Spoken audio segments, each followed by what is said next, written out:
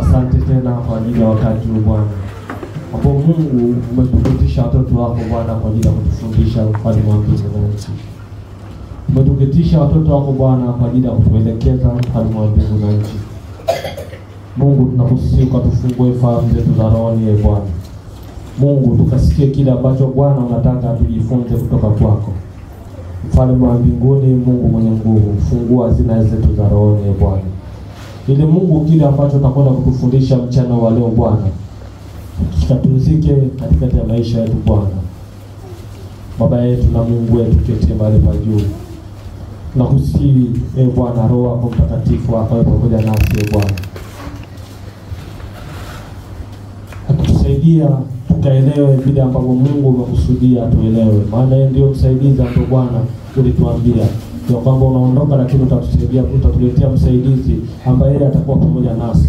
Mungu wetu na Baba yetu, hata mimi nisimama mbele ya watu wako Bwana, mimi ni chombo tu. Yamkini Bwana ungeweza kuinua mti, yamkini Bwana ungeweza kuinua mawe yakasema na watu wako Bwana. Lakini Bwana mimi umenichagua kama chombo tu, mfalme wa mbingu na nchi. Nakusihi Bwana ukanitumie kama vile ambavyo Mungu umekusudia wewe Bwana. Naangusha kila mawazo ya kiwanadamu wewe Bwana. Naangusha kila fahamu za kiwanadamu wewe Bwana. Naangusha kila matamshi ya kiwanadamu wewe Bwana. Mungu mtakatifu wa mbinguni, achia kitu kwa ajili ya watu wako Bwana. Wasiingie kama walivyotoka, bali wakatoka katika sura mpya Bwana. Wakatoka katika neno mpya Bwana. Wakatoka katika fundisho jipya Bwana. Ni katika jina la Yesu na nakushukuru. Amen. Amen. Bwana Yesu asifiwe. Amen. Tunamshukuru Mungu kwa ajili ya siku njema ambayo ametupa watoto wake. Tunashukuru hata kwa ajili ya uongozi wa kanisa ambao waliandaa eneo kama hili kwa ajili ya watoto wa Mungu kusanyika mahali hapa. Bwana Yesu asifiwe. Amen. Yamkini wangeweza kujenga hata nyumba za wapangaji wapate fedha. Yamkini wangeweza kupanda hata bustani katika eneo hili hapa. Lakini walipata ufunuo huu na wakaona ni jambo jema kuwakutanisha watoto wa Mungu katika eneo kama hili. Bwana Yesu asifiwe. Hebu angalia leo, kuna watu wametoka Iringa, kuna watu wametoka Dodoma, kuna watu wametoka Tanga, kuna watu wametoka Kigoma, kuna watu wametoka Kilimanjaro. Tumekutanika mahali hapa siku ya leo kwenye jengo dogo kama hili, lakini tunamwadhimisha Mungu. Bwana Yesu asifiwe. Amen. Kwa majina naitwa Primi Elisha Meda. Hiyo Primi hiyo ni ngumu kidogo, lakini ni PRIMI. Primi Elisha Meda ndio majina yangu mimi. Bwana Yesu asifiwe. Amen. Namshukuru Mungu kwa ajili ya neno lake ambalo ameliachilia kwetu siku ya leo. Mchana wa leo tutakwenda kujifunza kichwa cha neno kinasema nadhiri. Bwana Yesu asifiwe. Amen. Tutajifunza kichwa kinasema nadhiri. Wakati mwingine mimi huwa naita kifungo. Bwana Yesu asifiwe. Au wakati mwingine mimi naita gereza. Tutazungumza kwa nini tunaita kifungo, au utaelewa kwa nini tunaita kifungo, au kwa nini tunaita gereza. Bwana Yesu asifiwe. Amen. Lakini kwa jina la kawaida tu ambalo tunalisoma kwenye Biblia, ukilisoma kawaida tu, ukisoma tu kama unasoma magazeti au unasoma kitabu kingine, utaona neno nadhiri. Bwana Yesu asifiwe. Lakini mimi kwa lugha nyingine naita kifungo, naita gereza. Yote mimi kwangu naona ni sawa. Bwana Yesu asifiwe. Amen. Nadhiri ni nini? Nadhiri ni makubaliano. Bwana Yesu asifiwe.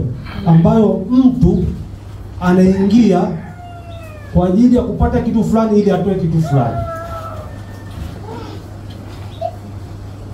Ni makubaliano ambayo mtu anaingia kwa ajili ya kutoa kitu fulani ili apate kitu fulani, au kwa ajili ya kupata kitu fulani ili atoe kitu fulani. Bwana Yesu asifiwe. Hiyo ndio kibiblia zaidi. Lakini hata tukija kwenye kawaida hii ya kidunia, tunapoweka nadhiri sema kwamba mimi nitakuchangia ndugu yangu Eric shilingi 100,000 kwa ajili ya harusi. Sikuchangii tu kwa sababu ili Eric afunge harusi. Nategemea kwamba Eric ataniletea kadi ya harusi ili nikale burudani kwa Eric. Bwana Yesu asifiwe. Ndivyo ilivyo, si ndivyo watu wa Mungu? Kwa ile ahadi ambayo unaitoa wewe kwa Mungu ni kwa ajili ili upate kitu fulani kwa Mungu. Bwana Yesu asifiwe. Lakini sasa kwenye Biblia zaidi, unapoweka ahadi kwenye Biblia kuna kitu, nasema kuna return.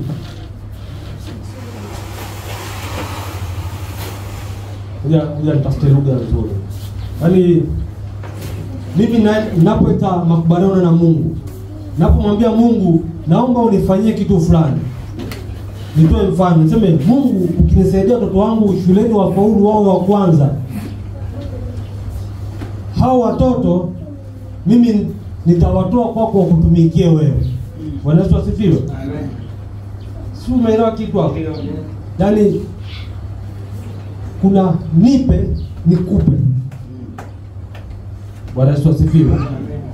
Lakini sasa kwa watu wengi wa Mungu, hiyo nipe nikupe inakuwa tofauti. Watu wengi wa Mungu wakisema nipe alafu mimi nitakupa baadaye, akishapata anazunguka nyuma anaondoka. Bahati mbaya zaidi tumekuwa matapeli katika tunapoweka nadhiri, tumekuwa matapeli kwa Mungu, kuna mtapeli Mungu. Bwana Yesu asifiwe. Ndio maana mimi kwenye tafsiri nyingine nikasema kwamba ni kifungo au ni gereza. Kwa sababu tapeli anastahili kufanya nini? Kufungwa mpaka atakapofanya nini? Atakapolipa. Bwana Yesu asifiwe. Amen. Kumbukumbu ya Torati ile 23:23.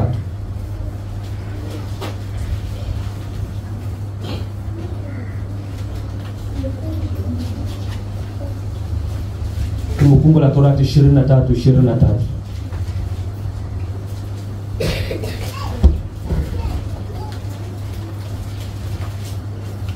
Nitasoma katika jina la Yesu. Yaliyotoka midomoni mwako yashike kuyafanya, kwa mfano wa uliomwekea nadhiri Bwana Mungu wako, ni sadaka ya hiari uliyoahidi kwa kinywa chako. Bwana Yesu asifiwe. Nitarudia.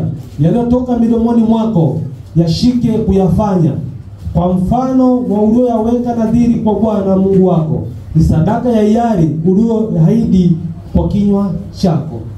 Bwana Yesu asifiwe. Ukisoma mstari kuna msisitizo fulani. Bwana Yesu asifiwe. Alafu pia anakuambia kuna jambo la heri, anakuambia hivi, yaliyotoka midomoni mwako yashike kuyafanya, ni msisitizo. Bwana Yesu asifiwe. Kwamba wewe ulifikiria ukaamua sasa ngoja nitoke nikaongee na Mungu. Yamkini ungeweza kunyamaza useme kwamba silisemi. Bwana Yesu asifiwe. Lakini mpaka inasema kwamba yaliyotoka kinywani mwako uyafanye. Bwana Yesu asifiwe. Ina maana ni kitu ambacho umekitafakari ukaona hichi ni kizuri mbele za Mungu. Bwana Yesu asifiwe. Lakini Biblia inakusisitiza kwamba ukayafanye kwa sababu ni hiari yako mwenyewe, ulikuwa una uamuzi wa kusema au kutokusema. Bwana Yesu asifiwe. Hakuna Mungu akushusha mtu kutoka mbinguni na fimbo kusema kwamba lazima Brighton ufanye hili. Bwana Yesu asifiwe. Na ukisoma Biblia yako hakuna hata sehemu moja Mungu aliyomlazimisha mtu afanye nadhiri na yeye, aingie makubaliano na yeye. Bwana Yesu asifiwe. Isipokuwa Mungu analazimisha watu kwenda kumtumikia yeye. Bwana Yesu asifiwe. Amen. Alimlazimisha Musa, akamlazimisha Yeremia, akalazimisha na wengine, akamlazimisha na Yona mpaka akamweka kwenye tumbo la samaki. Lakini hakuna sehemu kwenye Biblia ambayo mimi nimesoma Mungu anasema kwamba mamana lazima uweke nadhiri na mimi. Bwana Yesu asifiwe. Lakini kila sehemu ambayo naisoma naona kwamba Mungu anakulazimisha wewe kutimiza nadhiri ile ambayo wewe kwa hiari yako ulienda kuifanya na yeye. Bwana Yesu asifiwe. Amen. Na nikisoma sehemu nyingine ambapo Mungu ameweka nadhiri na wanadamu, yeye anaahidi kuitekeleza ile nadhiri, na kuna sehemu nyingine ameamua kuweka hadi alama. Bwana Yesu asifiwe. Amen. Ikiwa yeye kwamba akikiona kile kitu kwamba huu ni ukumbusho wangu.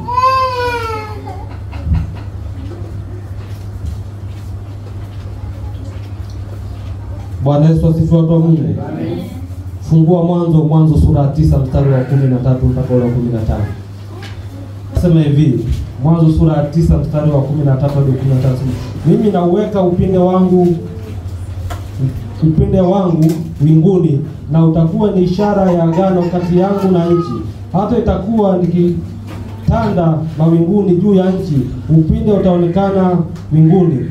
Nami nitalikumbuka agano langu lililoko kati yangu nanyi na kila kiumbe hai katika wote wenye mwili, na wala mali hayatakuwa gharika tena kuharibu wote wenye mwili. Amina. Bwana Yesu asifiwe. Andiko hili ni ushahidi tosha kwamba Mungu anaweka agano na mwanadamu, lakini pamoja na kwamba ameweka agano na Mungu, yeye hawezi kusahau, lakini anaweka kitu mawinguni. Anasema kwamba nitaweka upinde, na ule upinde nitakapouona nitakumbuka agano langu kati mimi na nani? Na wanadamu. Na kupitia kwamba kile ambacho nitakiona kwamba gharika haitakuwa tena sehemu ya kutoa uhai wa wanadamu au kiumbe chochote kile kilicho hai ambacho kimetoka katika safina. Bwana Yesu asifiwe. Amen.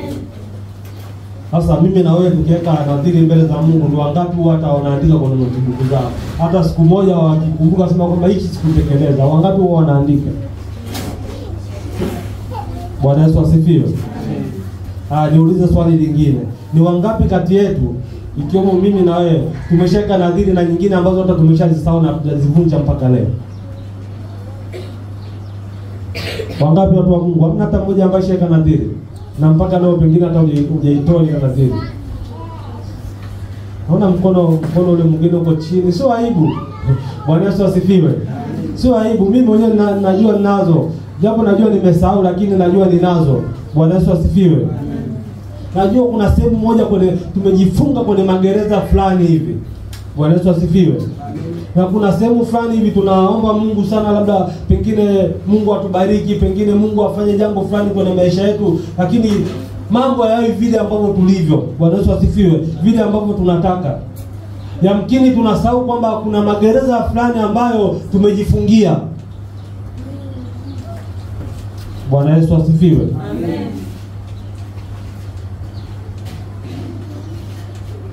Fungua Kumbukumbu ya Torati, turudi kwenye Kumbukumbu ya Torati. Tulisafiri kwenda kwenye Mwanzo, tunarudi kwenye Kumbukumbu ya Torati ile 23 pale kwenye 21.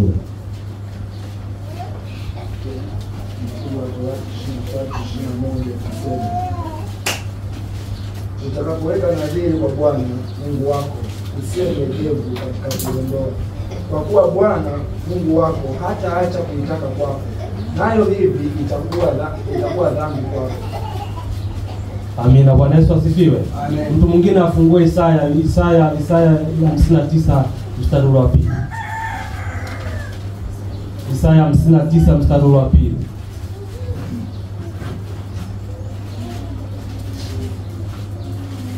Mmoja mshapo asome Isaya 59 mstari wa 2.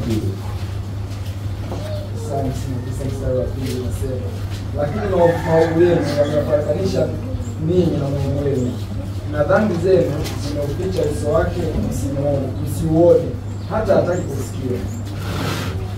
Amina. Bwana Yesu asifiwe. Amen. Tumeona huko anasema kwamba kwenye hii Kumbukumbu la Torati 23 wanasema kwamba hiyo nadhiri itakuwa nini? Itakuwa dhambi kwenu. Bwana Yesu asifiwe. Kwamba usipoitoa ile nadhiri inakuwa dhambi kwenu. Kwenye Isaya 59 mstari wa 2 anasema kwamba maovu yenu na dhambi yenu imeuficha uso wa Mungu, usifanye nini? Usiuone. Bwana Yesu asifiwe. Kwa hiyo pengine tukang'ang'ana kuomba, pengine tukasema tukajipiga hata tukajikatakata kama manabii wa Baali, lakini tusiuone uso wa Mungu kwa sababu kuna kitu kinaitwa nadhiri hatujakivunja. Bwana Yesu asifiwe. Amen. Wakati naandika ili somo, kuna somo lingine nilishaandika na mimi ni nadhiri pia. Nikana soma, mbona hichi nilichokiandika ni tofauti na kile ambacho nilifundisha mwaka jana nilikuwa Afrika ya Kati. Nilifundisha mwaka jana ilikuwa tarehe 9 mwezi wa 6. Wakati nimeandika hivi nikasema kama vile nishaandika kitu kama hichi. Lakini hicho ndio ukisoma kile ambacho nimeandika nikiwa Central Africa hakifanani kabisa na hicho nilichokiandika. Unaonekana najiuliza, kwa Mungu leo umeamua kunisema hadi mimi mwenyewe. Bwana Yesu asifiwe. Kwa sababu nimeona kwamba kuna vitu vingine kwenye maisha yangu haviendi, lakini nakumbuka kuna vitu ambavyo niliahidi mbele za Mungu sijafanya. Niliahidi kazi ya mikono sijafanya. Niliahidi ile ujenzi sijatekeleza kama vile ambavyo nilitakiwa nitekeleze. Hapo maisha yangu unafuga kuku vifaranga vinakaribia kuona sema hivi vimetoka, ule nifungulie nje. Kunguru anachukua anaondoka nacho. Umenunulia starter, umetumia hela yako nyingi, umenunulia chanjo, kunguru anabeba anaenda nacho. Bwana Yesu asifiwe. Amen. Unapata mshahara dakika 2 unaona mtoto anaanza kukohoa. Dakika 2 unaona hichi kinakuja. Kipi kwenye maisha yako ambao hata ukitegemea kwamba kingekuja kwenye maisha yako. Bwana Yesu asifiwe. Amen. Kwenye Biblia kuna sehemu moja kwamba hivi anasema nitaruhusu yule alaye ili ale kwenye ghala lake. Bwana Yesu asifiwe. Kwa hiyo kuna vimilango fulani hivi ambavyo vipo kwenye maisha yetu ambavyo sisi tunaona kama vile sio milango, tunaona kama vile ni matundu, tunaona kama vile ni vitu vidogo vidogo, lakini kipo kitu kikubwa kunapita kwenye hayo matundu ambao unaona kama vile ni matundu sio milango. Amen. Bwana Yesu asifiwe. Amen. Kwa ni mimi na wewe sasa kuamua kuchukua hatua kutoka hapo ulipo kwenda kwenye eneo lingine ambalo ni salama kwako. Bwana Yesu asifiwe. Amen. Sijui nikufundishe vipi ili uweze kuitengua ile nadhiri, lakini naamini Roho wa Mungu yuko mahali hapa siku ya leo kwa ajili ya kukusaidia. Bwana Yesu asifiwe. Amen. Roho wa Mungu yuko mahali hapa siku ya leo kwa ajili ya kunisaidia mimi na wewe. Viko vitu vikubwa ambavyo tulimwambia Mungu kinifanyia hichi, mimi nikafanya hichi. Bwana Yesu asifiwe. Na Mungu yeye ni mwaminifu, anaangalia kile ambacho unamuomba. Mungu anaangalia makubaliano, ndivyo ambavyo Biblia inaniambia. Mungu anaangalia makubaliano ili aweze kuyatimiza. Lakini mwanadamu anapotimiziwa, yeye mwanadamu anakuwa mwizi mbele za Mungu. Bwana Yesu asifiwe. Amen. Lakini kwa sababu mwanadamu sisi ni wasaulifu, tukishakuwa wezi mbele za Mungu, tunarudi kwenda kumwomba tena huyo ambaye tumemwibia. Na wakati mimi mwanadamu mwenzangu nikija niseme kwa ndugu yangu Petro nikopeshe shilingi 100,000, akishanibafu nikichikichia nayo nikiishia nayo, kisha siwezi kurudi kwa Petro tena. Lakini mwanadamu Mungu tumemchukulia wa kawaida. Ndio maana tunamwibia, afu kisha tunarudi kwake tunasema kwamba tunakwenda kumuomba huyo Mungu. Mungu atuhurumie sana, kwa sababu hata jinsi ambao anatuchukulia kwenye maisha yetu anatuonea huruma sana. Yamkini angeweza kushusha fimbo atuchapa, sema huyu mwanadamu anaona mimi ananichukuliaje kwa neno la mtano, sema ananichukulia ananiona mimi poa sana. Bwana Yesu asifiwe. Kwa hiyo kuna sehemu moja ambapo tunaingia na Mungu makubaliano, tunamchukulia Mungu poa sana. Bwana Yesu asifiwe. Amen. Ukisoma Biblia yako, wako watumishi wa Mungu ambao waliingia nadhiri na Mungu, vitu ambavyo ingekuwa ni mwanadamu wa sasa hivi sijui ingekuwa vipi. Hebu kasome habari ya Hana. Wewe nadhani Hana alikuwa hataki kucheza na mtoto wake Samueli? Kuna mzazi ambaye hataki kuwa na mtoto wake. Lakini Hana aliweka ile nadhiri na Mungu. Akasema kwamba huyu mtoto utakayenipa kupitia manyanyaso ambayo nimepita, kwa kupitia dharau ambazo nilifanywa na mke mwenza, mtoto utakayenipa huyu atakuwa wa kwako. Bwana Yesu asifiwe. Biblia yangu inaniambia kwamba ulipofika muda wa kupanda hekaluni kwa mara ya kwanza Hana akwenda. Bwana Yesu asifiwe. Nikajifikiria kwa nini Hana akwenda? Yamkini ilikuwa naomba, je, nikienda sasa hivi kweli nimwache mtoto wangu mapema kiasi hichi? Bwana Yesu asifiwe. Amen. Lakini ulipofika wakati msukumo kwamba nadhiri niliweka mbele za Mungu itakuwa deni kwangu, nadhiri ambayo nimeweka mbele za Mungu itakuwa dhambi kwangu, Mungu atanifungia milango, Mungu atanifungia madirisha, sitamsikia tena, sitamuona tena katika maisha yangu yote. Bora nimpeleke mtoto huyu, bora iwe hasara kwangu, lakini Mungu yuko, kwa Mungu iwe faida. Bwana Yesu asifiwe. Amen. Fungua Waamuzi sura ya 11 mstari wa 30 mpaka ule wa 36.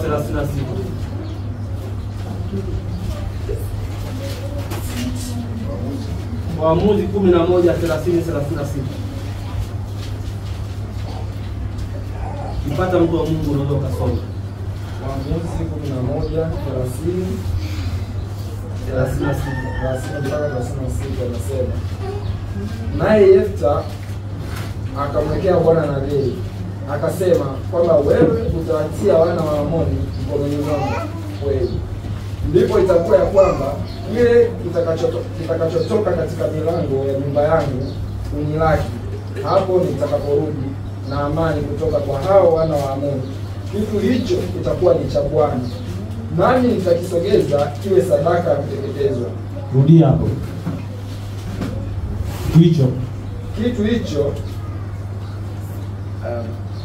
Kitu hicho kitakuwa ni cha Bwana, nami nitakisogeza kiwe sadaka ya kuteketezwa.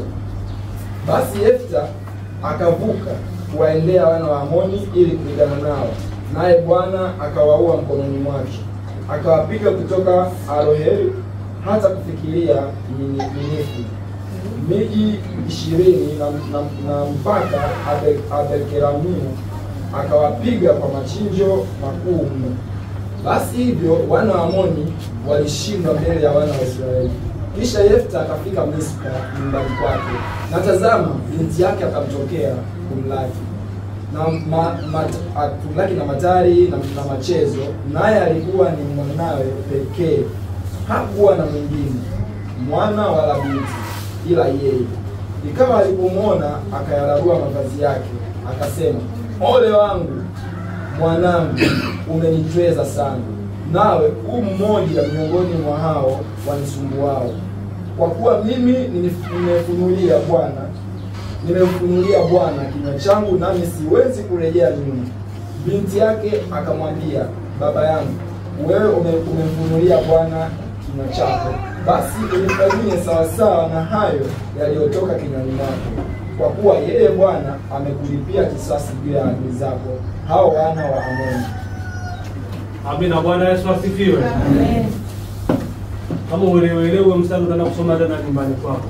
Hii ni habari ya Biblia, inasema kwamba naye Yefta, ukisoma mwanzo unaona jinsi gani kwamba wana wa Israeli walikuwa wanapigwa na kunyanyaswa na mataifa mengine.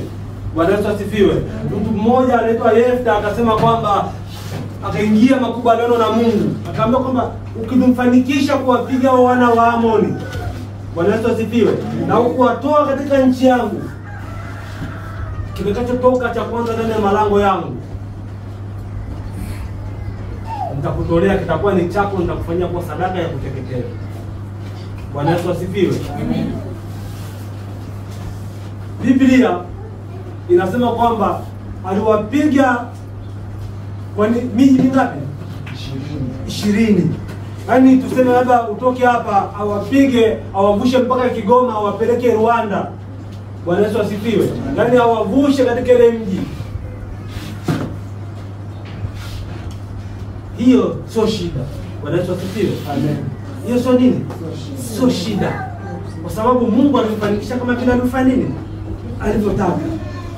Shida inakuja kile kilichotoka, yale makubaliano sasa kwamba kitakachotoka cha kwanza ndani ya malango yangu, hicho ndio kitakachokutolea Mungu. Shida ndio inapokuja hapo. Bwana Yesu asifiwe. Biblia inasema kwamba Yefta anayararua mavazi yake baada ya kumuona binti yake. Yamkini labda alitegemea labda angetoka kondoo wa kwanza ndani ya malango yake. Yamkini labda kulikuwa kuna kondoo labda wanakaa nje kila siku, angetegemea hivyo wa kwanza kumuona ni kondoo, au wa kwanza kumuona ni mbuzi, au wa kwanza kumuona ni ule jogoo fulani hivi, unamwona wa kwanza kumuona huyu ndiye ambaye namtolea Mungu, lakini akatoka binti. Bwana Yesu asifiwe. Wakati nilikuwa nasoma hapo hivi, binti wa Yefta anasema kwamba kama ulimfungulia Bwana kinywa chako na uitende kama ulivyomfungulia Bwana kinywa chako. Nasema hivi angekuwa ni Toni kwenda hapo ajue Toni tangekimbia hata nisingemwona tena. Bwana Yesu asifiwe. Angekuwa ni binadamu, ni mtoto wako sasa hivi, au watoto ambao tunawalea sasa hivi. Alafu agundua kabisa kwamba ulishajiapiza mbele za Mungu kwamba utamtoa huyo mtoto awe sadaka mbele za Bwana, sadaka kuteketeza mbele za Bwana. Huyo mtoto ungempata. Bwana Yesu asifiwe. Usingempata. Bwana Yesu asifiwe. Lakini Biblia inasema kwamba mtoto akasema kwamba na uitende kama vile ambavyo umeweka nadhiri mbele za Bwana, kwa sababu alijua ya kwamba ipo kifungu ambacho baba yake atakwenda kukutana nacho asipotekeleza kile ambacho amesema mbele za Mungu. Bwana Yesu asifiwe. Nadhiri zinauma. Bwana Yesu asifiwe. Na hizi zinafanya nini? Inauma. Ukiangalia umeahidi $200,000 kako, alafu Mungu anakupa hicho $200,000, amekuja. Ukiangalia una changamoto kibao kwenye maisha yako, ukiangalia una shida kibao kwenye maisha yako, ukiangalia yamkini unadaiwa kodi. Lakini leo Mungu amekupa na hicho ulichomwambia Mungu, hela ya kwanza utakanipa ndani ya wiki hizi hapa hivi nitakutolea wewe. Bwana Yesu asifiwe. Ndivyo ambavyo inafanana kama issue ya Esther. Esther ndo mtoto mmoja, anasema hakuwa na mwana wala binti mwingine zaidi ya huyo. Kwa maisha ya kawaida mwanadamu kwa sasa hivi unapopata $200,000 utamtolea Mungu, unaanza kulipa kwanza. Tambia Mungu tusubiri kwanza. Bwana Yesu asifiwe. Kwa kiwango gani ambavyo mwanadamu wa sasa hivi na yule mwanadamu ambaye tunamsoma kwenye Biblia ambavyo tuna viwango tofauti vya kumhofu Mungu. Bwana Yesu asifiwe. Na ndio maana tunakubali kutembea na nadhiri zetu miaka na miaka. Ukifungua daftari la bishop hapo la kazi ya mikono, sisi tulianza mwaka 2017 sijui, kuna magepu kibao tumeweka mbele za Mungu. Tulisema sisi wenyewe kama tutafanya hivi. Na bahati mbaya zaidi hakuna ile lazimisha, kila mmoja alitamka kiwango ambacho anadai kwake kinafaa. Bwana Yesu asifiwe. Lakini tunakuja tunaomba na tunashangaza hapa. Tunaomba. Sikatai usiombe kwa sababu una nadhiri. Sisemi usiombe kwa sababu una nadhiri. Lakini nasema kwamba unaomba wakati una kifungo mbele za Mungu. Unaomba na wakati Isaya 59 mstari wa 2 unasema kwamba kwa sababu maovu yenu ameuficha uso wangu nisiuone. Bwana Yesu asifiwe. Na ndio maana kila siku unaomba uvuke kutoka hatua moja kwenda hatua nyingine, uvuke uko pale. Maombi yamekwenda kujikusanya kwenye mlango wa Mungu, mlango unataka kufunguka. Bwana Yesu asifiwe. Amen. Mlango ufunguki. Mlango uko pale. Maombi yamejirundika pale. Mungu anasubiri utengue kile ambacho unaika naye makubaliano ili yale maombi yaingie ndani sasa, ili baraka za Mungu ziweze kushuka tena kwako. Bwana Yesu asifiwe. Amen. Mungu anisaidie mimi na wewe mtu wa Mungu. Amen. Ili tunapotoka hapa tutoke na tafakari nzuri ambayo itakusaidia. Hata sisi pia tuna madeni. Tunaanza kuwa na madeni 3, 4, 5. Tunaanza kufanya hivi, ukipata pesa yako tunaanza kupanga bajeti. Nianze kulipa deni lipi? Bwana Yesu asifiwe. Amen. Nianze kulipa deni lipi? Nianze kulipa deni ambapo pale ambapo nilikopa mchele, kesho nikaenda kukopa tena mchele. Nifanye nini? Nipewe. Kwa sababu mchele ulinisaidia nikapata nguvu nini? Nguvu tumbo. Bwana Yesu asifiwe. Amen. Halafu nende tena nikalipe deni la shuleni kwa watoto. Ili watoto wasio wakafukuzwa sio ninakaa nao nyumbani hapa. Bwana Yesu asifiwe. Amen. Halafu nilipe deni la jirani. Kwa sababu jirani nakutana naye kila siku hapa hivi. Nipunguze aibu. Bwana Yesu asifiwe. Amen. Halafu yule ambaye pale mlimani kuna Debora ambaye sikutana naye mara kwa mara, huyu nitampigia simu. Bwana Yesu asifiwe. Hii kwenye simu hii haina aibu sana. Kwa watu wa Mungu tunapotoka hapa hivi, tukaombe Mungu atupe plani nzuri ambayo itatusaidia kuondoa zile nadhiri ambazo tumezeka mbele za Mungu. Bwana Yesu asifiwe. Amen. Mungu akutengenezee plani nzuri. Kama unaweka nadhiri ya fedha, Mungu akutengenezee plani nzuri ya kufanya kazi ambacho itakuingizia kipato uweze kuvunja nadhiri. Bwana Yesu asifiwe. Sasa sijui utaingia nadhiri nyingine na Mungu, mwambie Mungu, ukinipa kazi ambayo itanipa kipato kizuri nitaondoe nadhiri, au sijui utafanya nini. Kama utaingia hivyo ni sawa, lakini ukumbuke kwamba umetengeneza kifungo juu ya kifungo kingine. Bwana Yesu asifiwe. Amen. Unaposema kwa Mungu ukinifanyia hichi na mimi nitaenda kufanya kitu, kwamba unakwenda kufungua kufuli la gereza lingine, mlango mwingine wa gereza kwa kutumia kifungo kingine ambacho kwamba hautatoka kwenye gereza lakini umetoka kwenye mlango mmoja wa gereza. Bwana Yesu asifiwe. Amen. Kwa hiyo sasa ni wewe kuamua ufanye kipi. Ni mimi kuamua nifanye kipi. Kwa sababu kama ni magerezani, tupo magerezani. Bwana Yesu asifiwe. Amen. Tuna ahadi nyingi ambazo tulizaidi. Hizo nyingine ambazo uliahidi kwenye harusi kutekeleza, hizo sababu harusi ilishapita. Unaweza kama wewe kwenda mwenyewe kumtembelea yule mtu na sukari. Walipa sukari bana, mimi nilishindwa kuja kipindi kile ukavunja kwa staili hiyo. Bwana Yesu asifiwe. Hizi za kwa Mungu sasa hizi. Bwana Yesu asifiwe. Mungu ukinipa mke mzuri, mimi nitakuwaje? Mungu ukinipa mume mzuri ambaye anipigi. Umeshaolewa sasa hivi una mwaka wa 5 hujawahi kupigwa kofi. Una mwaka wa 3 hujawahi kupigwa kofi, una miaka 20 hujawahi kupigwa kofi. Mungu kakupa. Sasa je, kile ambacho ulikubaliana na Mungu akikupa mume mzuri ambaye anakupenda, ambaye ukitoka hujafika nyumbani ameshakupigia simu, wewe uko wapi? Umetekeleza? Bwana Yesu asifiwe. Au Mungu aruhusu kile ambacho wewe ulisema kwamba usiponipa kunifanyia hivi mimi nitafanya hivi, basi aruhusu yale ambayo wewe uliyataka kwake, aruhusu uyafanye. Utamwingilia kwenye maisha sasa hivi. Bwana Yesu asifiwe. Amen. Fungua Mwanzo 28:18-22. Alafu mtu mwingine afungue Mwanzo 31:13. Akaondoka asubuhi na mapema, akalitwaa lile jiwe aliloweka chini ya kichwa chake, akalisimamisha kama nguzo na kumimina mafuta juu yake. Akaita jina la mahali pale Betheli. Lakini jina la mji ule hapo kwanza uliitwa Luzu.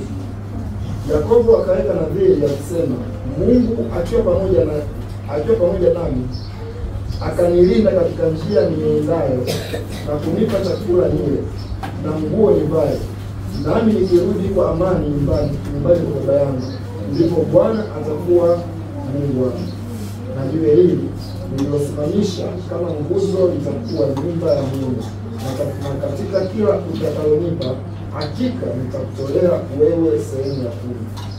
Abinadefika 31:13. Nasema, mimi ni Mungu wa Betheli, huko ulikotia mafuta nguzo na kuniweka nadhiri. Sasa ondoka toka katika nchi hii, rudi mpaka nchi ile ulozaliwa. Amina. Bwana Yesu asifiwe. Amen. Yakobo alichukua jiwe akatengeneza nguzo, akalipaka mafuta, akapaita pale nini? Betheli. Lakini mji ule ulikuwa unaitwa Luzu. Bwana Yesu asifiwe. Huku kwenye Mwanzo 31:13 anasema anatamka lile jina ambalo Yakobo aliubatiza ule mji. Bwana Yesu asifiwe. Anamwambia ewe Betheli, Bwana Yesu asifiwe, kwamba kumkumbusha kwamba kuna nadhiri ambayo uliweka sehemu fulani, ulipopaka lile jiwe mafuta ukapaita ile eneo Betheli. Bwana Yesu asifiwe. Yaani kwa lugha nyingine usio ukasema kwamba umejisaulisha. Mimi nakukumbusha hata kile cha kwanza ulichozungumza pale, ukabatiza mji kutoka kwenye Luzu kwenda kwenye Betheli. Bwana Yesu asifiwe. Unaona jinsi gani ambavyo Mungu anarudi kwa Yakobo kuidai nadhiri ambayo alimwekea. Bwana Yesu asifiwe. Sasa nimeshakufanikisha na kurudisha kwenye nchi ya baba yako, na kurudisha kwenye maisha yale ya baba yako, nikiwa nimekulinda, nikiwa nimekupa mavazi, nikiwa nimekupa utajiri. Sasa katekeleze kile ambacho umekubaliana na mimi kwamba utanitumikia, na sehemu ya 10 utanipa katika kile ambacho nimekufanikisha. Bwana Yesu asifiwe. Amen. Unajisikia na Mungu anadai. Bwana Yesu asifiwe. Amen. Kwa hiyo hata kwenye maisha yako kuna wakati mwingine Mungu anadai, sema wewe hujui, sema mimi sijui.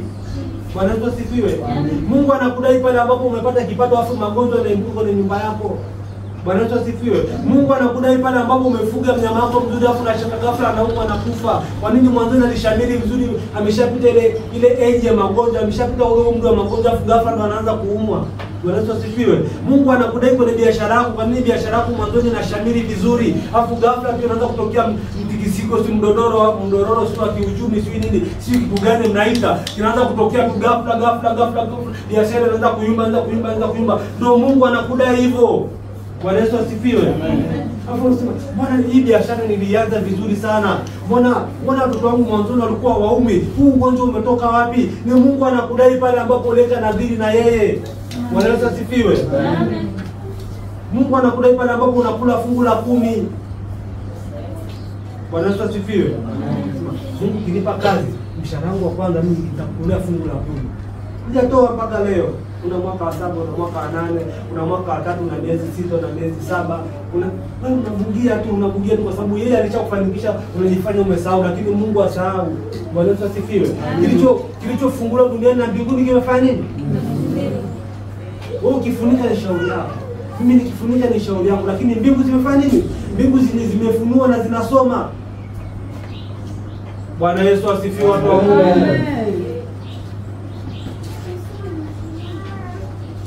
Madhara ya kutokutimiza nadhiri.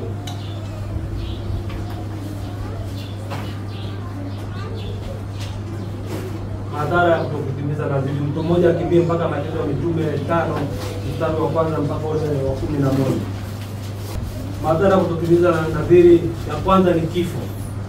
Matendo ya Mitume 5 mstari wa kwanza mpaka wa 11. Nitasoma. Neno la Mungu linasema, lakini mtu mmoja jina lake Anania pamoja na Safira mkewe aliuza mali, akazuia kwa siri sehemu ya thamani yake, mkewe naye akijua. Haya, akaleta fungu moja. Naomba urudie hapo, mkewe naye akijua. Mkewe naye akijua. Haya, akaleta fungu moja akaliweka miguuni pa mitume. Petro akasema, Anania, kwa nini shetani amekujaza moyo wako kumwambia uongo Roho Mtakatifu na kuzuia kwa siri sehemu ya thamani ya kiwanja? Kilipokuwa kwako alikuwa mali yako, na kilipokuwa kimekwisha kuuzwa thamani yake haikuwa katika uwezo wako. Ilikuwaje hata ukaweka neno hili moyoni mwako? Ukumwambia uongo mwanadamu, bali Mungu. Anania aliposikia maneno hayo akaanguka akafa. Hofu nyingi ikawapata watu wote walioyasikia hayo. Vijana wakaondoka wakamtia katika sanda, wakamchukua nje wakamzika. Hata muda wa saa 3 baadaye mkewe akaingia, naye hata hana habari ya hayo yaliyotokea. Petro akamjibu, niambie, mliuza kiwanja kwa thamani hiyo? Akasema, ndiyo, kwa thamani hiyo. Petro akamwambia, imekuwaje hata mkapatana kumjaribu Roho wa Bwana? Angalia, miguu yao waliomzika mumeo ipo mlangoni, nao watakuchukua nje, wewe nawe. Mara akaanguka miguuni pale akafa. Wale vijana wakaingia wakamkuta amekufa, wakamchukua nje, wakamzika pamoja na mumewe. Hofu nyingi ikawapata kanisa lote na watu wote waliosikia haya. Hofu ikawapata kanisa na watu wote waliosikia nini? Hayo. Hii ni habari ambayo ikiwa Sunday school kipindi wadogo tulikuwa tunaisoma, tulikuwa tunaimba. Habari ya Anania na Safira. Bwana Yesu asifiwe. Na kipindi hicho sisi tunasoma ilikuwa ni habari ambayo kila mtoto tumuuliza anakwambia habari ya Anania na Safira walikula sadaka wakafa. Bwana Yesu asifiwe. Lakini habari hii leo tunakuleta kwa habari ya nadhiri ambayo Anania na Safira waliingia wakati wakiwa na mali yao. Bwana Yesu asifiwe. Petro anawaambia kwamba je, ilipokuwa kwako haikuwa chini yako? Bwana Yesu asifiwe. Je, ilipokuwa unaiuza haikuwa chini yako? Bwana Yesu asifiwe. Lakini kwa nini unaingia makubaliano ya kumdanganya Roho wa Mungu? Bwana Yesu asifiwe. Anania alipoyasikia hayo, Biblia yangu inaniambia kwamba alidondoka chini akafa. Bwana Yesu asifiwe. Kuna sehemu ambayo nimesema arudie, sema kwamba alipatana yeye na nani? Na mke wake. Mara nyingi tunapanga tunasema hebu mke wangu tukoe shilingi zake. Mke wangu tufanye vipi? Bwana Yesu asifiwe. Na tunakubaliana tunasema kwamba tufanye hivi. Baada ya makubaliano yao, tunaona jinsi gani ambapo madhara hayamuachi, hayagusi, kwa sababu baba ndio kichwa cha nyumba, kwamba imetosha kwamba baba wote mliokubaliana wote ile nadhiri mkamdanganya Mungu,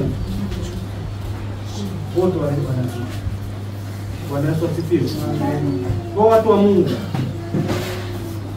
Mungu ameendelea kuachia neema yake katikati ya maisha yetu. Mungu ameendelea kuachia baraka zake katikati ya maisha yetu. Mungu ameendelea kutuachia milango ya uhai katikati ya maisha yetu. Japo kwamba ipo magereza ambayo tumejifungia sisi wenyewe. Bwana Yesu asifiwe. Kwa ni kuamua sasa, mimi na wewe. Leo tunajifunza, Roho Mungu anatukumbusha kupitia hili. Bali kufa kama Anania na Safira, au tuamue kusema sasa, Mungu nionyeshe njia iliyo sahihi ya mimi kutoka hapa nilipo. Bwana Yesu asifiwe. Amina. Bwana Mungu atusaidie. Usije tukafa, sababu kufa kuko watu wa Mungu. Tukafa katika nadhiri, tukafa katika vifungo. Kwa sababu cha kwanza unakufa katika dhambi. Tunasoma kwenye Kumbukumbu la Torati 23:21 inasema kwamba ni dhambi. Mungu ndio kwanza ni nini? Ni dhambi, kwa sababu umemdanganya Mungu. Bwana asifiwe. Tumesoma kwenye Isaya 59:2 tumesoma kwamba madirisha, kwamba dhambi zimetufungia nini? Madirisha ya mbinguni. Kwa hiyo usisema kwamba tutaenda mbinguni na kati una dhambi. Bahati mbaya zaidi walokole tunaona kwamba dhambi ni uzinzi, dhambi si ni kusengenya, dhambi si ni kusema uongo. Kuna vitu vidogo hivi ambavyo vitatulia mlango wa mbinguni mapema. Bwana Yesu asifiwe. Ikiwemo hii ambayo tunaizungumza leo, habari ya nadhiri. Na sio kwamba nyingi hatuwezi kuzitekeleza. Nyingi tunaweza kuzitekeleza kwa sababu tunaahidi kulingana na kiwango chetu. Kama umeniahidi mimi kwenye harusi yangu utanitolea 30, sio kiwango chako. Kwani kuna bwana harusi anakuja nyumbani kwako anasema kwamba anakulazimisha utoe zaidi? Yupo? Hakuna. Isipokuwa labda mimi na brother wangu hapo tunafahamiana, nikamwambia brother nitakupa 20 na njaa dogo. Hicho unachosema bwana, hichi mimi sikuelewi kabisa. Bwana Yesu asifiwe. Kwa sababu tunafahamiana. Ananijua, lakini huwezi kwa hili sehemu nyingine mimi kama hili bishop hapo kama nitatoa shilingi kadhaa. Bishop anijui zaidi kuliko huyu hapa. Hapo tunafanya naye kazi, tunajuana. Kwa kazi tunajua sisi tunapoenda. Bwana Yesu asifiwe. Lakini mtu mwingine mimi nikimwambia shilingi 5, ataamini shilingi 5. Bwana Yesu asifiwe. Na haizi kunilazimisha, nitafanya kama vile ambavyo nimeahidi mimi na moyo wangu. Ya pili, kutengwa na uso wa Mungu. Kutengwa na Mungu, kutengwa na Mungu. Madhara ya kutengwa na dini, unatengwa na Mungu. Amina watu wa Mungu. Tumesoma kwenye Isaya 59:2. Tumesoma kwenye Kumbukumbu la Torati 23:21. Hamna haja kurudia kuyasoma. Sababu tunachowatenga watu na Mungu ni dhambi, sio watu wa Mungu. Kwa hiyo unaposhinda kuitengua na dini yako, unatengwa na Mungu. Unawekwa pembeni mpaka hapo utakaposema nini? Utakapotengua na dini yako.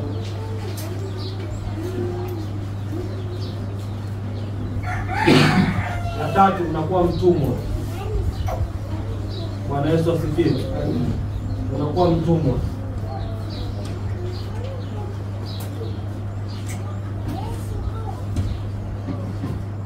Soma Mithali 22:7. Mithali 22:7 Biblia inasema, naye akopaye ni mtumwa wake amkopeshaye. Bwana Yesu asifiwe. Wewe umekopa kwa Mungu. Bwana Yesu asifiwe. Wewe umekopa kwa nani? Kwa Mungu. Unapomwambia Mungu nifanyie hili hapa, kama vile ambavyo Yakobo alipomwambia Mungu, ukinipa mavazi, ukinifanikisha utajiri, mimi nitakuja nikutumikie na sehemu ya 10 nitakutolea. Amekopa kwa Mungu.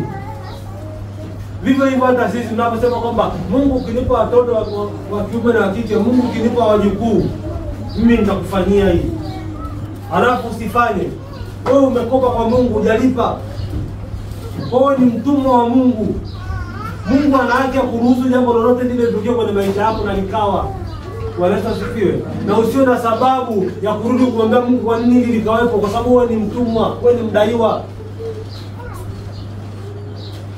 Bwana Yesu asifiwe kanisa. Amen. Tunamalizia.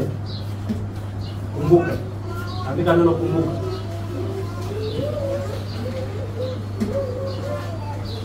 Kumbuka na ukumbuke kweli. Ukikuwa na kalamu nyekundu ungeandika neno kumbuka. Unapoweka nadhiri mbele za Mungu, kumbuka kuweka kumbukumbu. Bwana Yesu asifiwe. Kumbuka kuweka nini? Kumbukumbu.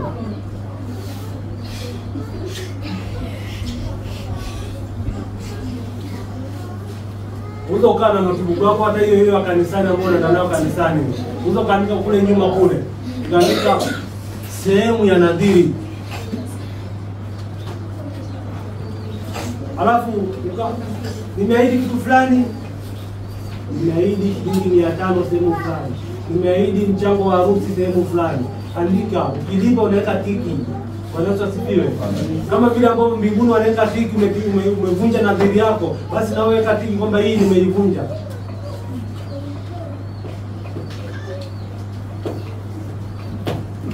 Bwana Yesu asifiwe.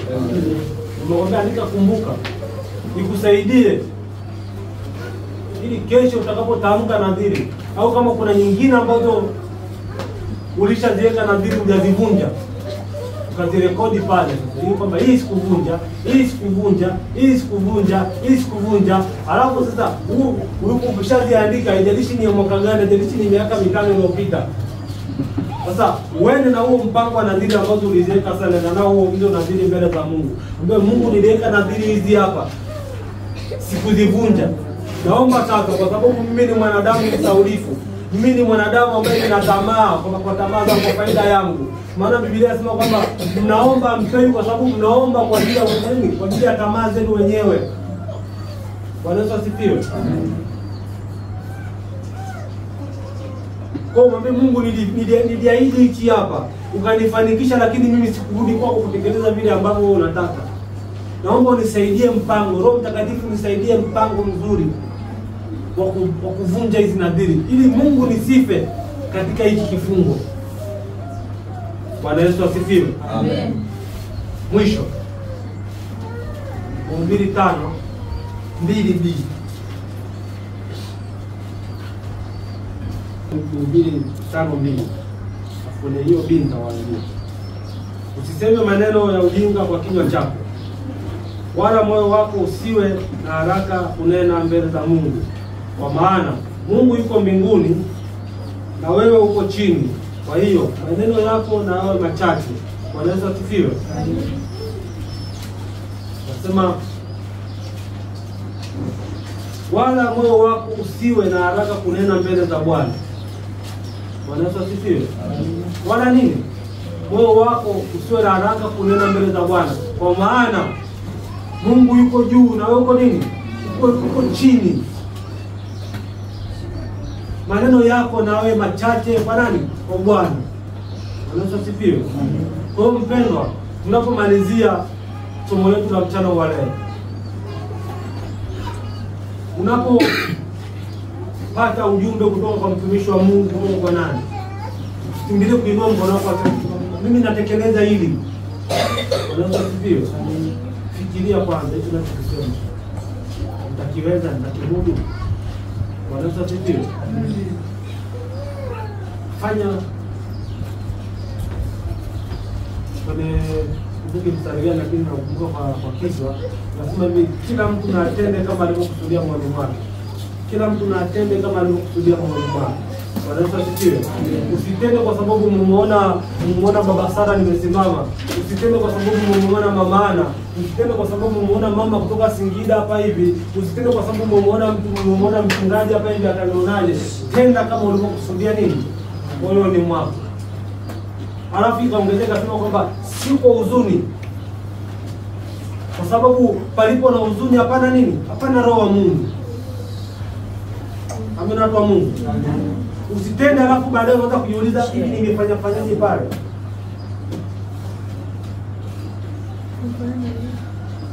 Fanya vile ambavyo unasikia ndani ya moyo wako, ili kesho utakapoenda kudaiwa usije ukatafuta kisingizio ukasema ni askofu aliniambia.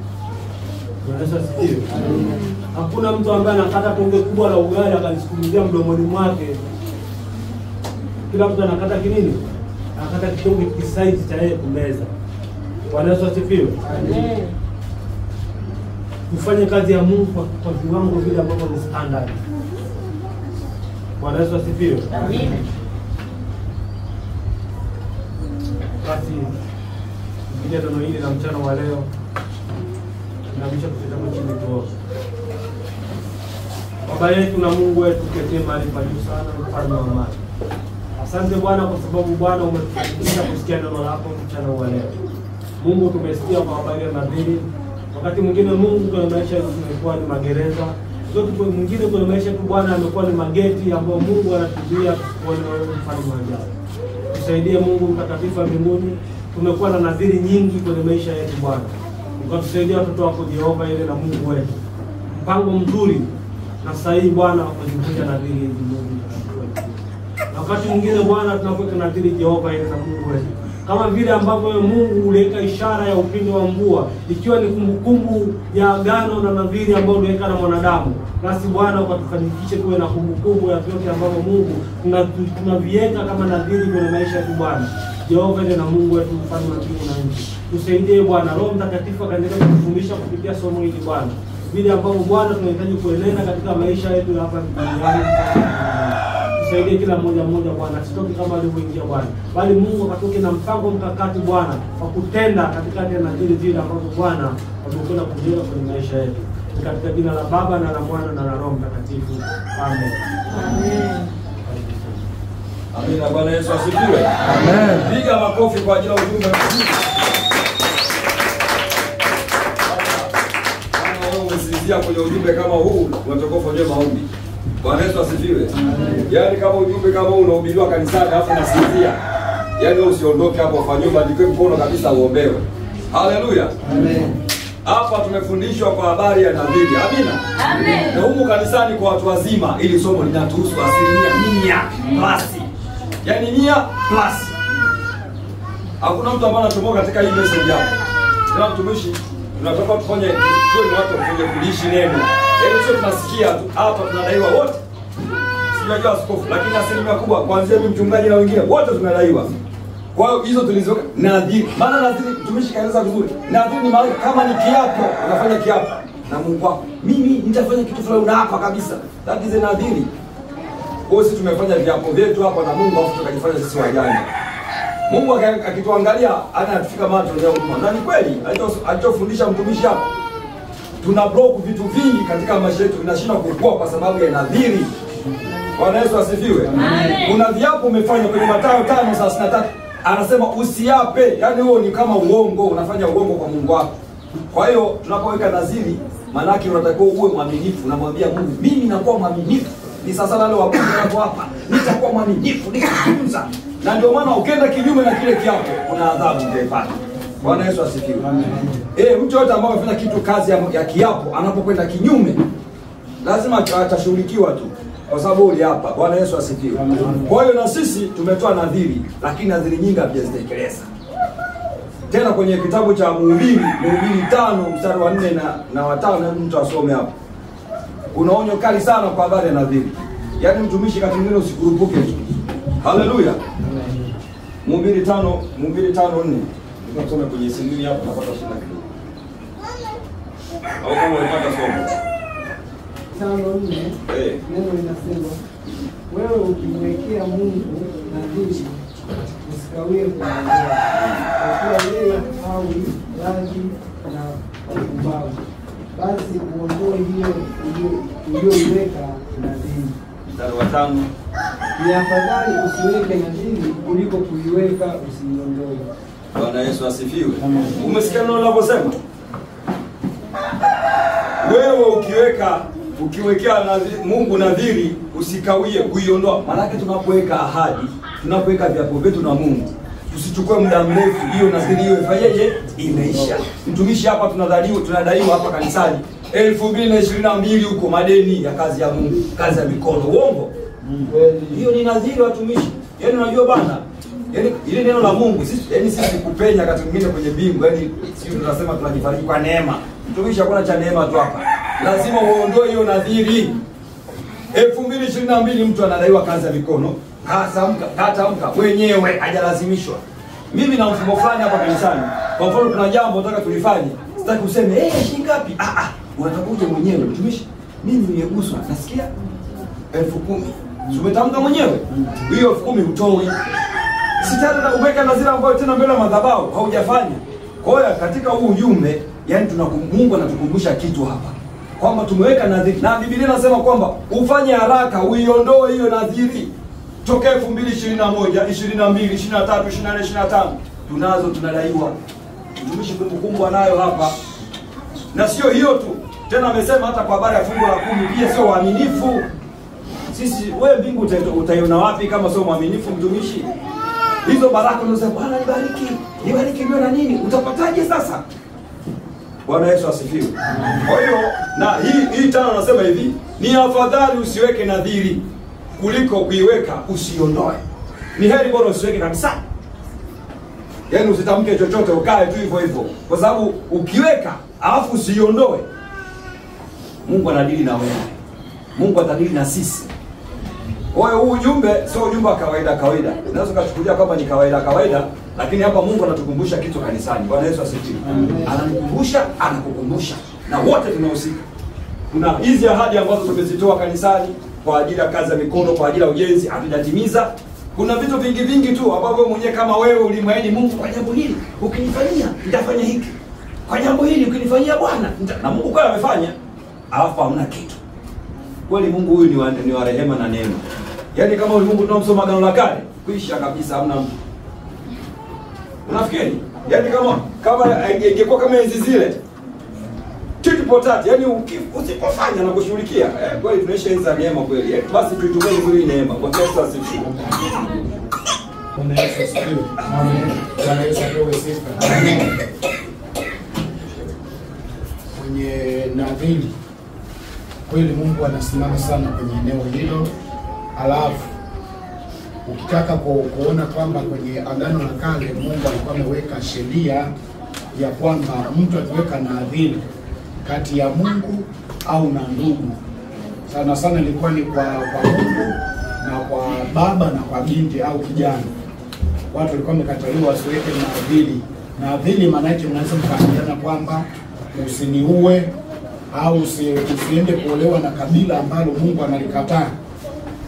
Sasa ukitaka kuangalia nadhiri, jinsi ambavyo Mungu alikuwa ameweka kwenye kitabu cha Agano la Kale, kitabu cha Hesabu sura ya 30, chote kimeongelea habari ya nadhiri inayohusu kwa Mungu na kwa baba na binti.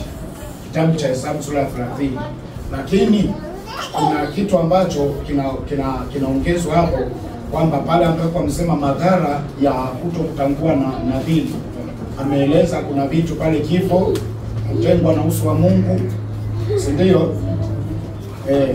Kifo, kutengwa na uso wa Mungu. Alafu tena kinakuja kitu kingine, laana. Unalaaniwa, tunaongeza laana, alafu unakuwa mtumwa. Bwana asifiwe. Unakuwa mtumwa. Hiyo unaweza kuangalia katika kitabu cha Yoshua sura ya 9 mstari wa 23, 21 mpaka 23.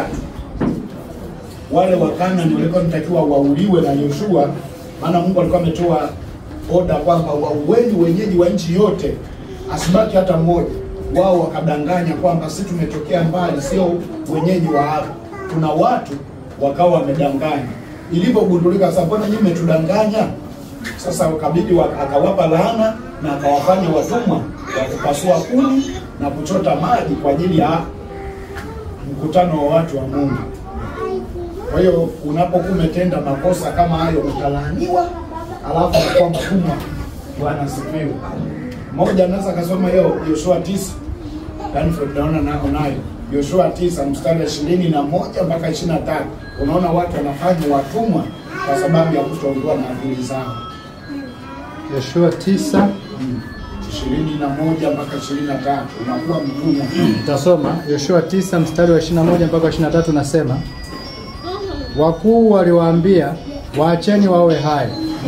Basi wakawa kwenye kupasua kuni na wenye kuteka maji kwa ajili ya mkutano wote, vile vile kama hao wakuu walivyowaambia.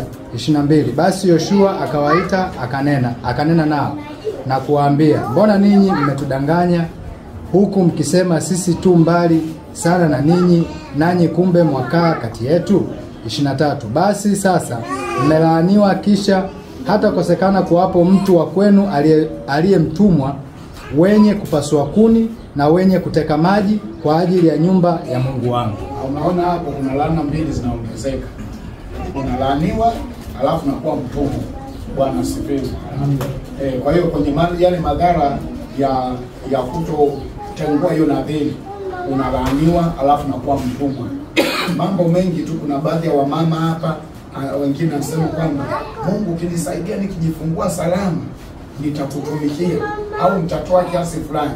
Mungu ukinipa mtoto aina fulani, Mungu ukinisaidia nikapata simu kubwa nzuri yenye kuimba, yani sitachelewa kanisani.